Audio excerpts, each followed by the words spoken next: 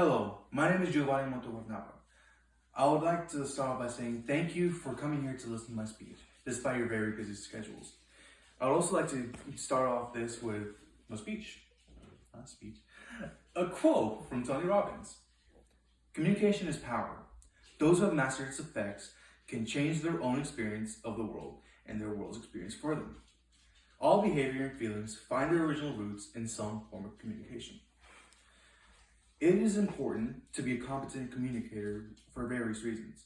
Let us say that you are chatting with some friends. If you were not a competent communicator, you would have a very hard time keeping up a conversation with them. You might even say something quite insulting.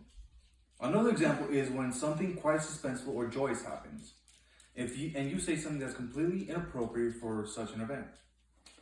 Such a thing would make you look down upon or even hated.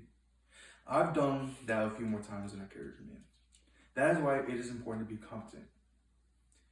The first communication competency is self-awareness. Self-awareness is being aware of how you are acting, be it how you look, act, or even sound. It is important to be self-aware when you are in the middle of conversing with another person. Not only your actions, but your behavior always leave an impact on the other person. If one is not self-aware, they can be oblivious to how they communicate or express their behavior. This would even possibly make the other person feel disrespected or annoyed. I, for one, have frequently lacked self-awareness. I would often show a lack of emotion during a conversation with one of my dearest friends. However, I make that up by being aware of how I sound whenever I am talking to someone that is in a depressive state. Being more sympathetic and caring to the other person. The second communication competency is adaptability. Adaptability means adjusting your behavior to be more efficient and appropriate given context to a scenario. It is important when communicating with another person, often because of unpredictable events that could happen around you.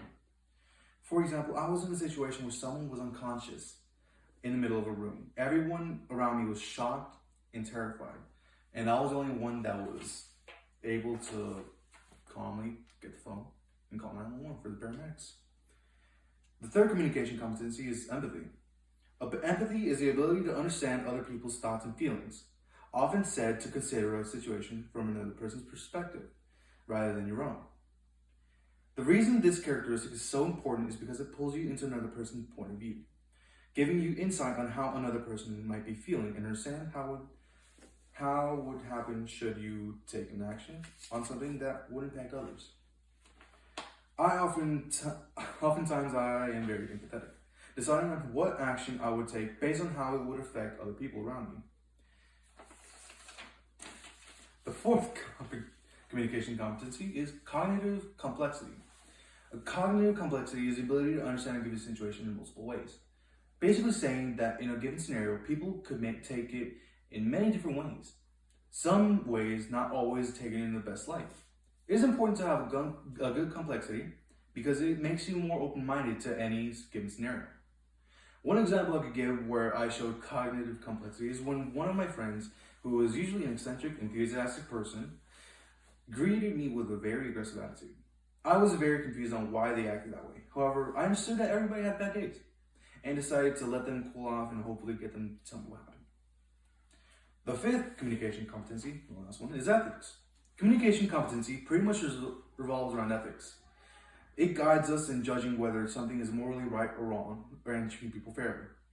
It is important to understand that people's ethics and morals vary while being aware of our own beliefs, thus making communication between people with other morals in mind essential to being a competent communicator. One example for this is whenever I debate with others about certain topics, some namely controversial. Like, if I was talking about how I support Joe Biden, or about how we are slowly making a mess out of relations with foreign countries, I still keep in mind that those who think differently would react to my thoughts about those topics, some negatively. Competency in online communication is very important. There are 3 hints about competent online communication. The first one is to be aware of the potential for misunderstanding. Compared to face-to-face conversations that allow you to pay attention to others' behavior, Clarifying what the person is trying to say, online conversations such as instant messaging and tweeting rely heavily on text. This would cause conversations such as instant messaging and tweeting whenever someone says a joke, making way for possible retaliation from the other party. Another hint is to presume that everything is permanent and nothing is secret. An example of this is when you're saying a really embarrassing text message and you send it to the wrong person. Ugh, I've done that 8th grade. Not fun. An example of this. Yeah, I missed it.